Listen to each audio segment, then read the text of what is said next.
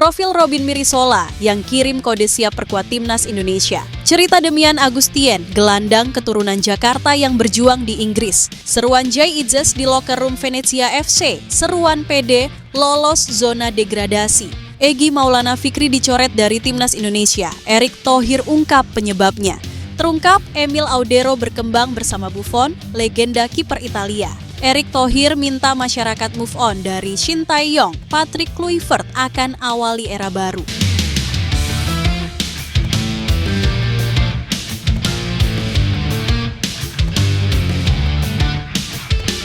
Profil Robin Mirisola yang kirim kode siap perkuat timnas Indonesia. Kabar sang pemain memiliki darah keturunan Indonesia terungkap dari unggahan akun Instagram @bloopersfootball. Menurut mereka, kakek dari pihak ibu Mirisola berasal dari Yogyakarta.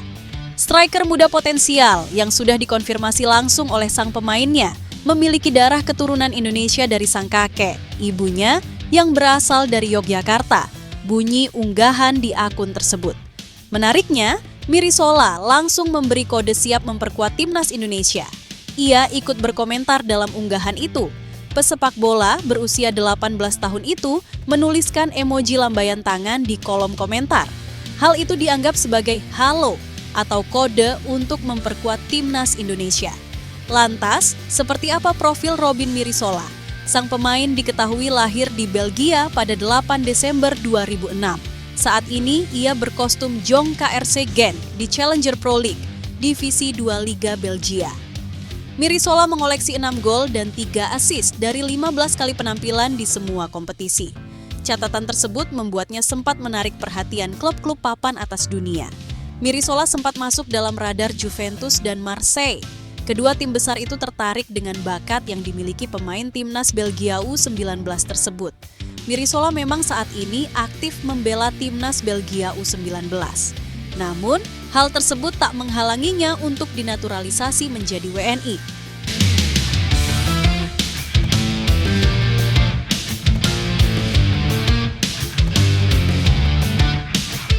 Cerita Demian Agustien, gelandang keturunan Jakarta yang berjuang di Inggris.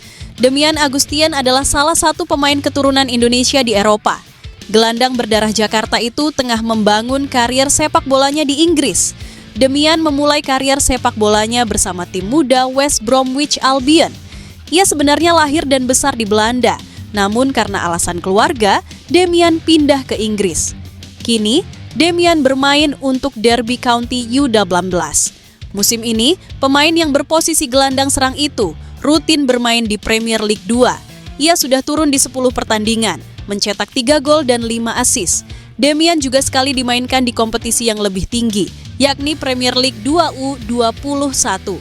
Pada akhir Desember, ia dimainkan sebagai pengganti saat melawan Fulham. Selain itu, ia juga main sekali di FA Youth Cup musim ini saat melawan Sunderland. Kalau bersama tim U19, semuanya berjalan bagus. Saya memulainya dengan bagus, mencetak 3 gol. Sebagai gelandang, itu sepertinya statistik yang cukup bagus, karena saya juga nggak selalu bermain di area kotak penalti, kata Demian. Untuk di Premier League, saya juga cukup beruntung bisa mendapatkan menit bermain saat melawan Fulham. Itu adalah kesempatan yang bagus, kami bermain dengan intensitas tinggi, bermain melawan pemain yang sudah bernilai dari berbagai negara, jadi itu cukup sulit. Lanjutnya, karier sepak bola Demian di Inggris tampaknya memiliki masa depan cerah. Beberapa waktu lalu, ia sudah mendapatkan tawaran kontrak profesional dari Derby County. Saya belum tanda tangan kontrak, tapi pada Juli lalu saya sudah mendapatkan tawaran dari mereka, jadi sekarang tergantung dengan saya. Saya sangat senang bisa mendapatkan kontrak profesional, ucap Demian. Informasi penting disajikan secara kronologis, semoga saya bisa bermain bagus dan semoga mendapatkan kesempatan di level internasional seperti bermain untuk Indonesia, Curaçao atau Belanda. Jadi, saya berharap bisa bermain untuk negara dan memberikan penampilan terbaik. Dirinya menambahkan, bicara soal asal-usulnya, Demiane memiliki keturunan dari 3 negara. Ibunya berdarah Belanda Indonesia, sementara ayahnya berasal dari Curaçao. Demiane juga sudah pernah bermain untuk Curaçao U17 pada 2023.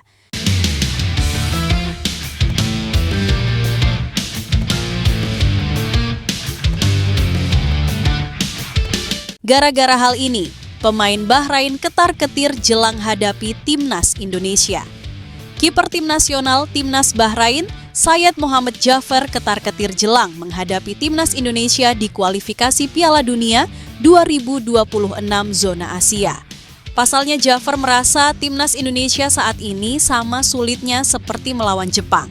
Timnas Bahrain akan menjalani 2 pertandingan penting di lanjutan grup C putaran ketiga kualifikasi Piala Dunia 2026 zona Asia. 2 laga tersebut adalah bertandang ke Jepang 20 Maret 2025 dan Indonesia 25 Maret 2025 mendatang.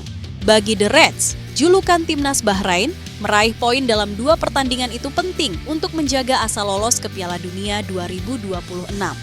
Saat ini Timnas Bahrain memiliki koleksi 6 poin, sama dengan tim peringkat ketiga di klasemen sementara Indonesia. Namun, Timnas Bahrain masih kalah secara selisih gol. Sebab itu, Jafar mengingatkan rekan-rekannya untuk waspada terhadap 2 pertandingan mendatang.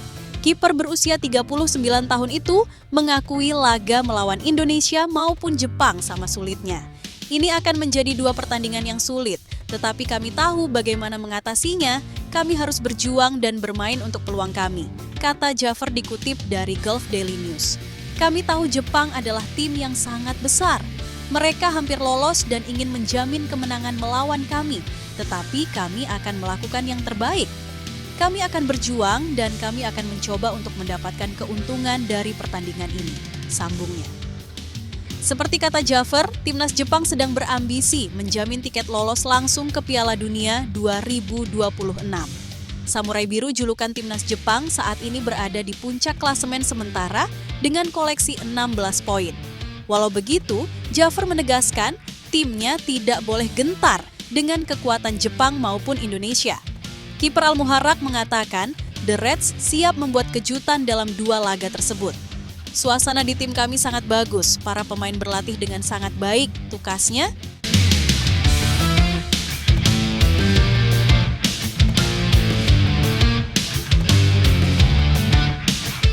Seruan Jay Itzes di locker room Venezia FC, seruan PD lolos zona degradasi. Semangat Kapten Venezia FC, Jay Itzes memberi kepercayaan tinggi kepada rekan setimnya agar bisa keluar dari zona degradasi di klasemen Serie A Italia. Jay Itzes, yang saat ini dipercaya sebagai kapten klub oleh pelatih Eusebio Di Francesco. Penampilan ciamik Jay Itzes yang membuat sang pelatih menunjuk Jay sebagai kandidat kapten di Venezia. Namun kini, Venezia sedang berada dalam zona merah, degradasi, dan hal ini membuat rekan-rekan tim Jay turun semangat, namun jiwa Kapten Jay membara. Saya berkata di ruang ganti, jangan pernah menyerah. Kami datang dari 2 pertandingan bagus melawan Lazio dan Atalanta, lantangnya Jay Itzes. Tetapi sekarang kami memiliki 10 pertandingan lagi untuk dipikirkan dan masing-masing ini terlalu penting bagi kami, sambungnya. Jay Itzes percaya diri bahwa ia bersama rekan setimnya mampu keluar dari zona degradasi, masih ada beberapa match yang bisa dimanfaatkan. Bahkan di 2 laga terakhir Venezia, mereka berhasil meraih hasil yang bagus saat menghadapi Lazio dan Atlanta. Hal ini terbukti saat match Venezia menghadapi Atlanta, Jay mampu membuat sosok top skor Serie A Italia mati kutu. Matteo Retegui, pemain depan Atlanta yang jadi top skor di Serie A Italia, dibuat tak berdaya di hadapannya. Meski saat ini Venezia tidak tampil baik, Jay Itzes tetap senang bisa dipercaya oleh pelatih untuk menjadi kapten tim. Hari ini kami tidak melakukannya dengan baik, tetapi tidak apa-apa. Dan pada detik terakhir kami menggambar, jelasnya. Radu, dia kuat, yang lain juga kuat, tetapi dia berada di saat yang baik dan banyak membantu kami, ungkap Jay Itzes. Pelatih mengatakan kepada saya bahwa saya adalah kapten dan saya senang. Sambungnya Jay Itzes. Perjuangan Jay Itzes bersama klub top Italia tak hanya memperjuangkan timnya saja, namun Jay juga perjuangkan skuad Garuda Indonesia. Saat ini memang Jay Itzes mati-matian untuk bisa membawa Venezia keluar dari zona degradasi. Pada sisi lain, Jay Itzes juga memiliki rasa tanggung jawab yang besar sebagai kapten di Timnas Indonesia untuk match Maret 2025. Selain menjadi kapten di Venezia FC, Jay juga ditunjuk sebagai kapten tim nasional Indonesia dalam kompetisi round 3.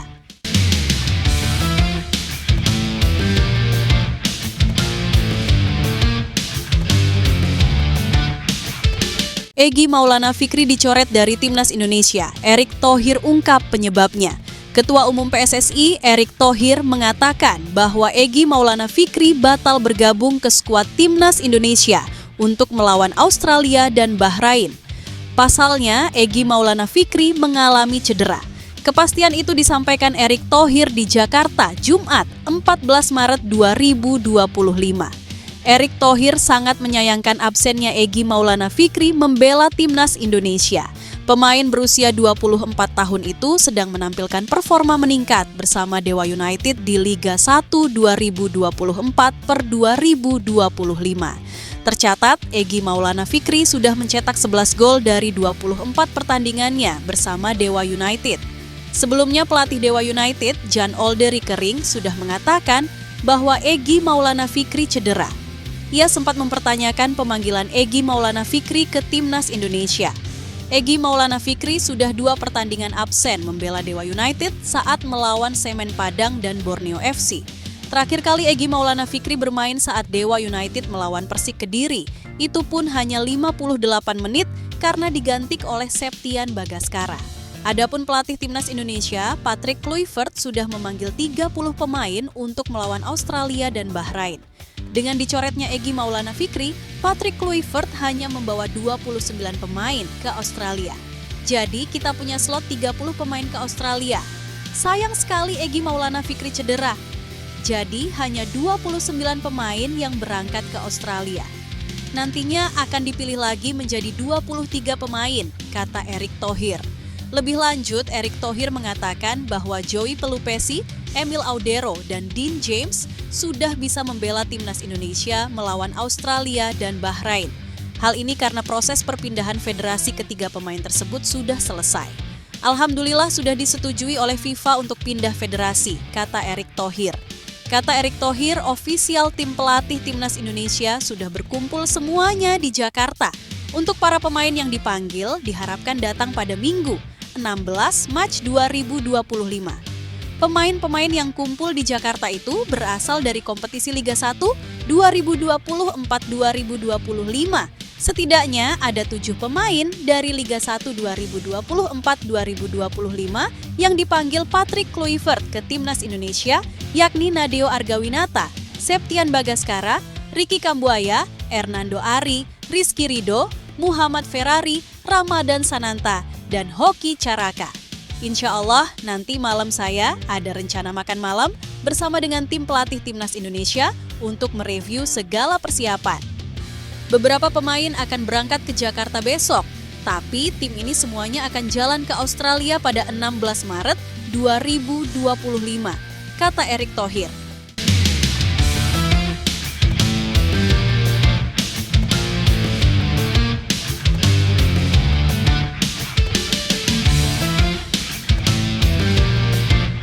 Terungkap, Emil Audero berkembang bersama Buffon, legenda kiper Italia. Hal yang tak diduga dari kiper anyar skuad Garuda Indonesia yang baru saja dinaturalisasi dalam beberapa hari yang lalu, Emil Audero tumbuh bersama Buffon. Gianluigi Buffon adalah sosok penjaga gawang terbaik sepanjang masa Italia sebelum mengakhiri karirnya di tahun 2023. Ia menjadi salah satu kiper terhebat yang mampu menjaga mistar gawang dengan baik dari serangan-serangan berbahaya. Mengulas wawancara Emil Audero dengan gol Italia pada tahun 2019 lalu, Emil mengakui bahwa ia tumbuh bersama kiper legend Italia. Ketika tumbuh bersama Gianluigi Buffon, Anda memiliki kesempatan untuk menangkap hal-hal yang tidak bisa Anda lihat dari TV atau sebagai lawan. Kehidupan sehari-hari seorang juara, bagaimana dia menghadapi pertandingan, bagaimana dia bersikap, jelasnya Emil Audero. Saya berusaha untuk mengamatinya, memerhatikannya dengan cara yang mendetail dan sistematis. Sambungnya, menurut Emil, banyak hal yang tidak bisa orang lain lihat di TV. Bahkan jarang orang ketahui ketika dirinya tumbuh bersama seorang juara. Hal-hal yang selama ini ia pelajari telah membuahkan hasil yang baik dari performa Emil di Liga Italia. Selain mengambil pelajaran berharga dari Buffon, Emil Audero juga tumbuh besar bersama Akademi Juventus yang membuatnya semakin berkualitas. Momen seperti ini merupakan sebuah privilege bagi Emil Audero, bisa belajar banyak dari Buffon dan tumbuh besar di Akademi Juventus. Emil melihat secara saksama bagaimana Buffon menempa diri hingga bisa terus konsisten dan memiliki karier panjang. Tak heran jika saat ini kualitas Emil Audero tetap konsisten dan selalu menarik perhatian publik karena aksi gemilangnya sebagai kiper yang memukau. Bahkan saat pertandingan Serie B bersama Palermo, Emil Audero selalu tampil gemilang meskipun blunder 1 kali. Namun pada kesalahannya, ia berhasil menembus dengan 4 kali save bola berbahaya dari serangan lawan. Demi mewujudkan Indonesia lolos ke Piala Dunia 2026, PSSI gaet Emil Audero untuk perkuat sektor penjaga gawang di Timnas Indonesia.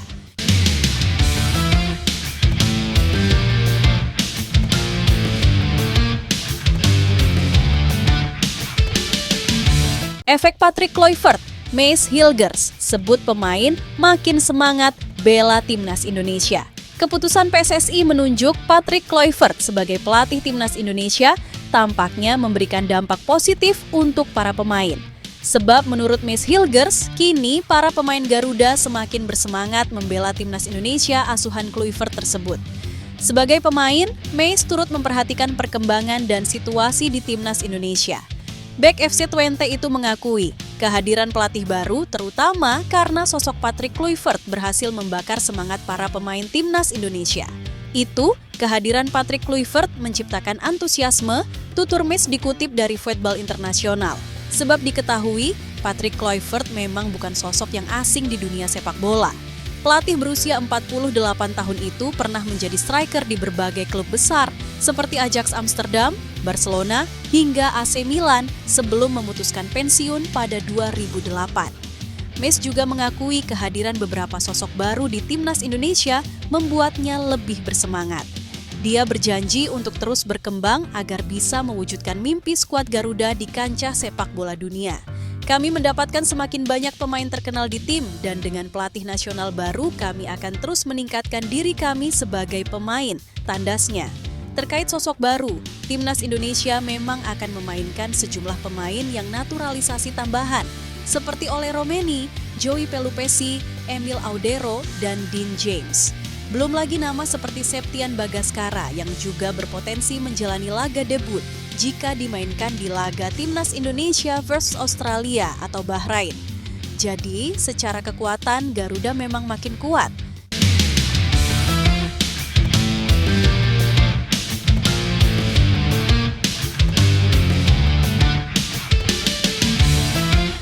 Akui persaingan semakin panas, pelatih Australia PD sikat Timnas Indonesia dan Cina.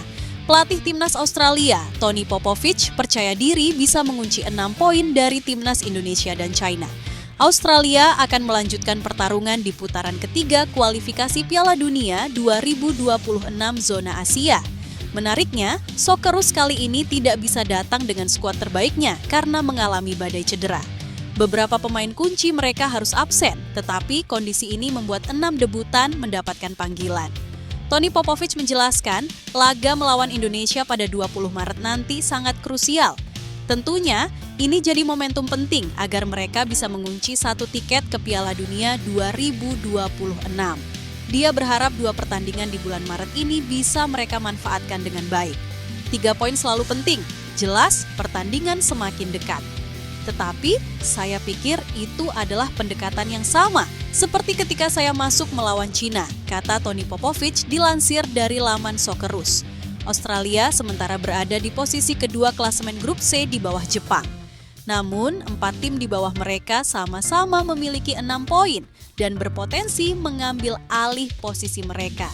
Tentunya, kegagalan untuk meraih kemenangan di bulan ini akan membuat posisi mereka semakin terdesak. Itu adalah pertandingan yang harus dimenangkan. Kemudian ini sangat penting di mana kami harus mendapatkan hasil. Para pemain menangani tekanan itu dengan sangat baik. Lanjutnya, Popovich berharap semua pemainnya bisa menyadari hal ini dan berjuang keras untuk bisa mendapatkan kemenangan. Mereka harus paham bahwa berjuang demi posisi kedua klasemen sangat penting agar bisa melaju ke Piala Dunia.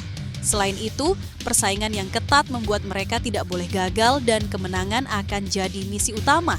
Kami sangat memahami posisi kami di pertandingan kualifikasi. Kami juga tahu bahwa kami berada di urutan kedua dan kami memiliki peluang untuk mengukuhkan posisi tersebut dengan kemenangan yang bagus sekarang. Kemudian kami ingin menang lagi di Tiongkok. Lanjutnya,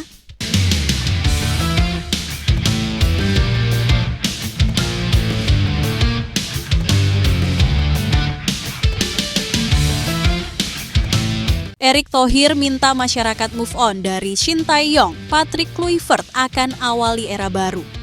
Patrick akan menjalani debutnya sebagai pelatih skuad Garuda melawan Australia dan Bahrain pada putaran ketiga kualifikasi Piala Dunia 2026 zona Asia. Tentunya, hasil positif di laga tersebut akan membuat Indonesia bisa menjaga kans untuk lolos ke Piala Dunia. Di sisi lain, ini akan jadi ajang pembuktian bagi mantan pelatih curacao tersebut karena menggantikan posisi Shin Tae-yong. Erick Thohir menjelaskan bahwa saat ini urusan dengan Shin Tae-yong sudah selesai. Dia memberikan apresiasi kepada mantan pelatih Korea Selatan tersebut karena membangun timnas Indonesia hingga saat ini. Selain itu, dia juga menyampaikan terima kasih kepada Indras Jafri yang baru saja dicopot dari jabatannya karena gagal menjalankan target di Timnas U20 Indonesia. Ini masalah kita sudah selesai. Kita sekarang fokus kepada tentu persiapan, kualifikasi Piala Dunia. Saya berterima kasih Shin Tae-yong sudah membangun. Saya berterima kasih Coach Indra sudah membawa tim nasional kita juara SEA Games, kata Erick Thohir. Sosok yang menjabat sebagai Menteri BUMN ini melanjutkan, selain Patrick ada Nova Arianto yang memimpin Timnas U17 Indonesia. Di Timnas Putri masih ada Satoru Mochizuki dalam persiapan jelang kualifikasi Piala Asia. Tentunya, mereka juga harus mendapatkan dukungan karena membawa nama baik bangsa di kancah internasional. Tetapi, ya sekarang kita fokus kepada Coach Nova yang sedang bertanding di U17. Kita fokus kepada Coach Mochi, Satoru Mochizuki, yang sekarang mempersiapkan training camp di Jepang. Yang akan juga nanti ada kejuaraan kualifikasi AFC Perempuan. Lanjutnya, Erick menambahkan bahwa saat ini Timnas Putri dalam misi untuk bisa menembus Piala Asia. Dia menargetkan timnas baik kelompok umur dan senior semuanya bisa bertarung di kancah Asia. Menurutnya, ini merupakan kerja keras semua pihak dan saat ini PSSI fokus untuk mengantar Garuda Pertiwi berprestasi.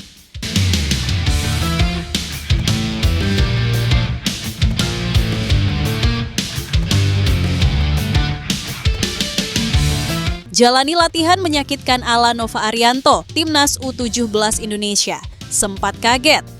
Winger Timnas U17 Indonesia, Zaha Bigoli, mengakui bahwa latihan fisik keras sangat bermanfaat bagi mereka. Garuda Asia saat ini sedang menjalani persiapan jelang berlaga di Piala Asia U17 2025. Salah satu yang jadi fokus adalah latihan fisik ketat saat mereka menjalani pemusatan latihan di Yogyakarta. Nova Arianto yang mengambil banyak ilmu dari Shin Tae-yong sukses membuat program latihan yang fokus pada fisik pemain.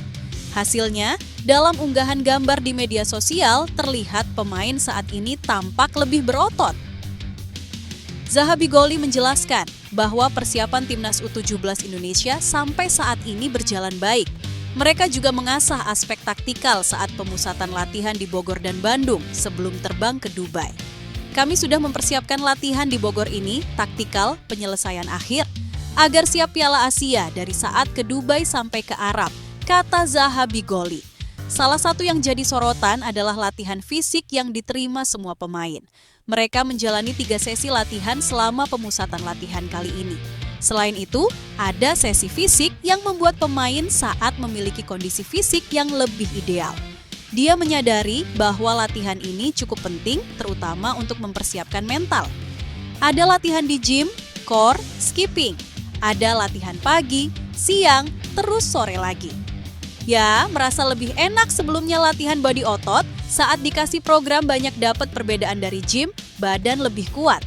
Jujur tidak, seperti latihan militer. Itu latihan mental juga. Lanjutnya, bahkan 7 pemain sempat kaget dan kewalahan karena latihan fisik yang cukup berat. Namun, beberapa pemain lama sudah bisa beradaptasi dengan baik dan paham dengan keinginan Nova. Tentunya ini semua dilakukan demi persiapan maksimal Garuda Asia di Piala Asia nanti. Apalagi mereka diberikan target tinggi untuk bisa lolos ke Piala Dunia U17 2025. Banyak sih, pemain lama wajar, pemain baru kaget. Ada 5-7 orang. Saya juga di belakang saat jogging naik gunung. Tutupnya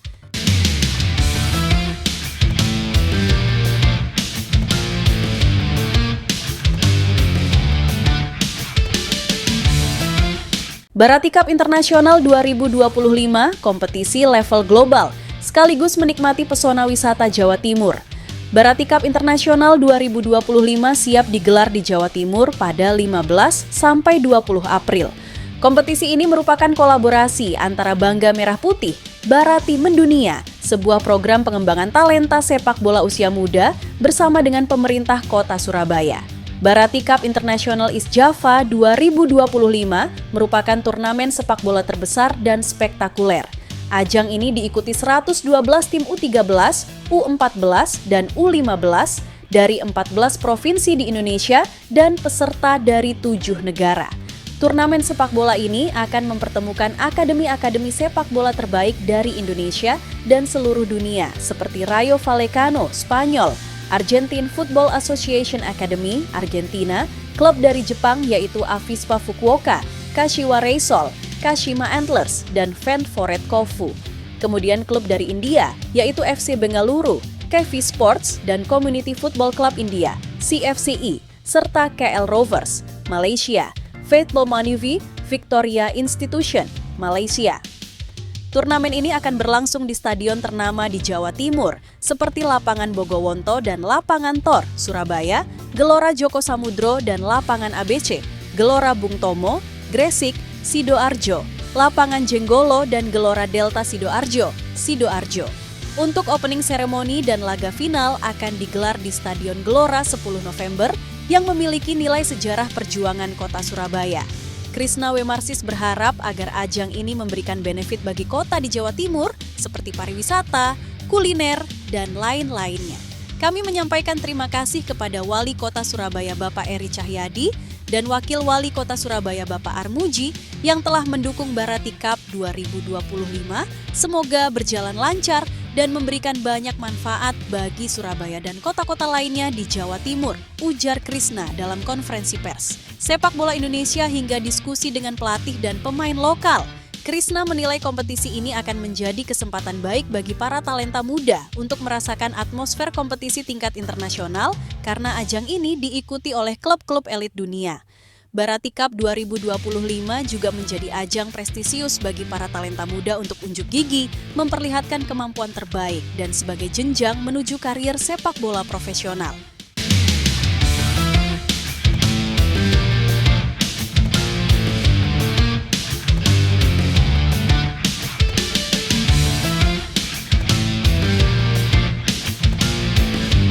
Timnas Indonesia masuk 7 tim termahal di Asia, berpotensi geser Australia dan masih berpeluang lolos Piala Dunia.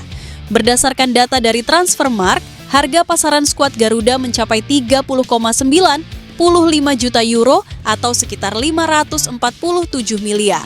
Angka tersebut dihitung berdasarkan 27 pemain yang dipanggil oleh Patrick Kluivert untuk menghadapi Australia dan Bahrain pada 20 dan 25 Maret 2025. Namun, angka ini masih bisa meningkat secara signifikan. Sesudah Timnas Indonesia menambahkan 3 pemain keturunan yang naturalisasi Emil Audero, Joey Pelupesi, dan Dean James, harga pasaran skuad melonjak hingga 36,8 juta euro atau sekitar 650 miliar. Proses perpindahan federasi selesai sebelum kemarin dan merupakan batas akhir pendaftaran pemain untuk pertandingan melawan Timnas Australia. Kehadiran Emil Audero dan 2 pemain lainnya berpotensi menaikkan nilai pasaran Timnas Indonesia sekaligus memperkuat skuad dalam persaingan menuju Piala Dunia 2026. Meski berada di posisi ke-7, Timnas Indonesia masih berpeluang naik ke peringkat 6 menggeser Australia. Socceroos baru akan mengumumkan daftar pemain untuk laga Maret 2025 dan pemain termahal mereka, Harry Souttar, 8 juta euro, dipastikan absen. Hal ini bisa membuat nilai pasar skuad Australia turun, membuka peluang bagi Indonesia untuk naik peringkat. Peningkatan nilai pasaran timnas Indonesia diharapkan berdampak langsung pada performa tim. Berdasarkan regulasi AFC, 8 tim Asia berhak lolos ke Piala Dunia 2026. Hal itu jika berada di urutan pertama dan kedua di grup kualifikasi Piala Dunia 2026 putaran ketiga bakal otomatis lolos Piala Dunia dengan total 6 tim.